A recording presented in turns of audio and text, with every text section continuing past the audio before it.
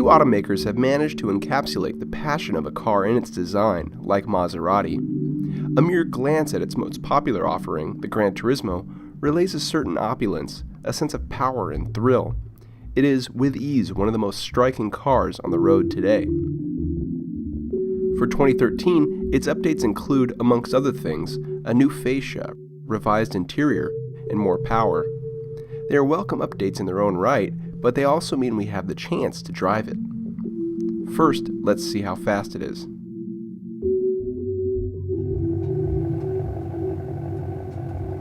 So the Maserati is working with a decent amount of power, but it's also carrying around quite a bit of weight. Fortunately, launching it's very easy. You put it in sport mode, turn off stability control, you can leave it in automatic, it's not any faster in manual mode, and then you just slam the throttle. Little bit of wheel spin, shifts happen at about 7,000 RPM on the tach, 0 to 60, 4.6 seconds, and you have a wonderful symphony behind you. Quarter mile, 13.1 at 109 miles an hour.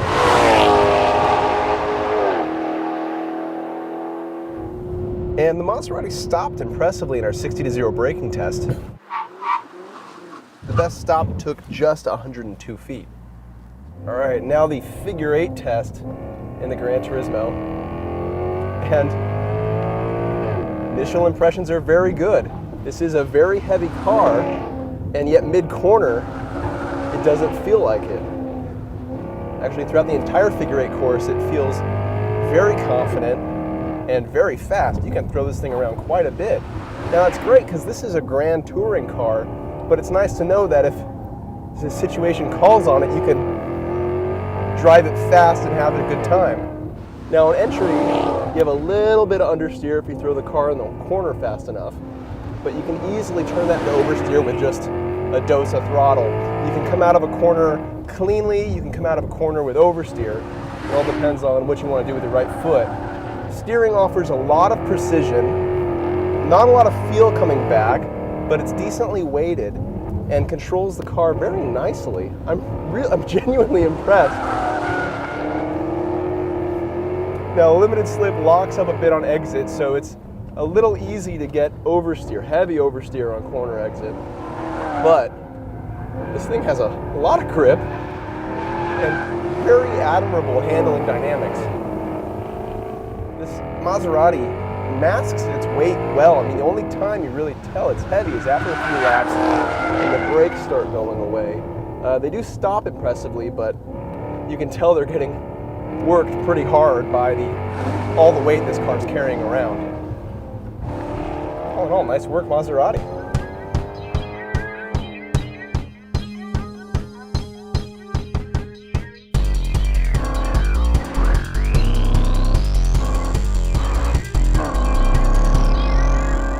So let's get some of the criticisms of the Granturismo out of the way first thing. Well, there aren't many, but the infotainment system feels a couple years behind, maybe a decade behind the curve. The resolution's rather low, the functionality of it is kind of clumsy. On top of that, you don't have a proximity key. You can't just walk up to the door and grab it and unlock it, and you also have a key to turn here. It's a petty gripe, but remember, we're working above $100,000 for an asking price. You would think those would be standard equipment. Now, the reason why I bring up the criticisms first is because this car does an odd thing when you drive it. You start making weird justifications. You think, well, who needs a push-button start? It's kind of rewarding to turn the key and hear that engine fire up. Maybe, maybe not. But then you kind of get used to the infotainment system, and you think, yeah, I could live with this. And the reason why is because this car just sort of seduces you into loving it. Perhaps it's something to do with the design. Maybe it's that wonderful exhaust note.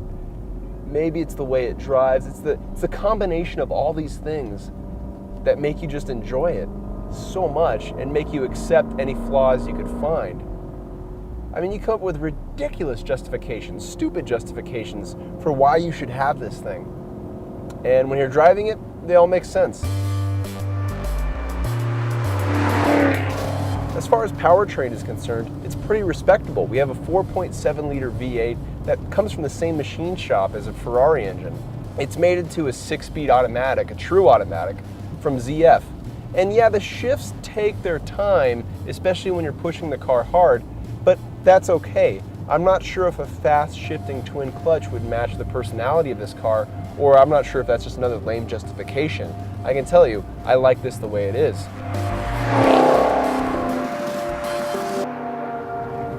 Now we have to talk about the sound this thing makes. It is absolutely wonderful. In fact, it's one of my favorite parts about this car. It has this sort of typical V8 burble, but it really cleans up, it smooths out as you rev it higher. It's a really rewarding thing to rev out.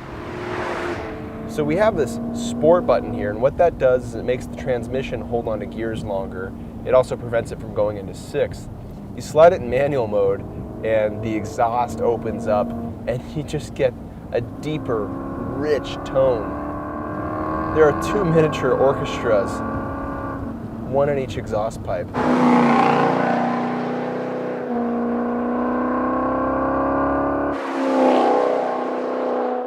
You know, as far as the interior is concerned, aside from this old-feeling infotainment system, everything else is really nice. It smells like leather. The seats are a little stiff, but they're totally comfortable at the same time. You can just sort of fall into a really relaxed attitude, a really relaxed mindset when you're driving this on a freeway. In fact, when you approach traffic, you just sort of, okay, I can live with this. I'll just sort of lean back, rest my head against the headrest, and put it in sport mode so I could hear that exhaust and just enjoy it. These shift paddles too might be the biggest in the business. They work though. If you ever have any steering angle in, you can always grab the paddle just by the tip, which is really nice when you're cruising on a mountain road and you're using the manual mode. There's just something about the overall character of the Granturismo that I just adore. It's big, it's loud, it's beautiful, it's comfortable. When you drive it at slow speeds, you just sort of fall into this zen-like trance where all is right with the world so long as you can keep driving for miles and miles along the road. I actually get mad when I get home and realize my drive is done for the day. I just want to go out and cruise in this, enjoy it, and savor it. And it doesn't have luxury in the traditional sense. The ride is rather firm. It's kind of like a 911. The engine is not quiet. Nothing is actually quiet in this car, but still, it soothes you in a way that most quiet and comfortable luxury sedans don't. Maybe it's sort of a deep tissue massage for the enthusiast. I don't know. But all I know is I like it a lot.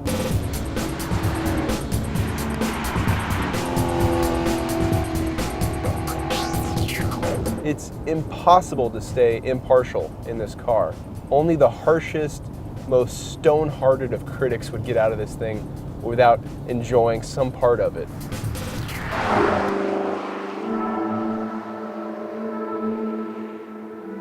Other Grand Touring cars may offer similar styling, comfort, driver enjoyment, and they might make beautiful noises too, but they do so individually. Few, if any, blend these aspects together as seamlessly as the Granturismo.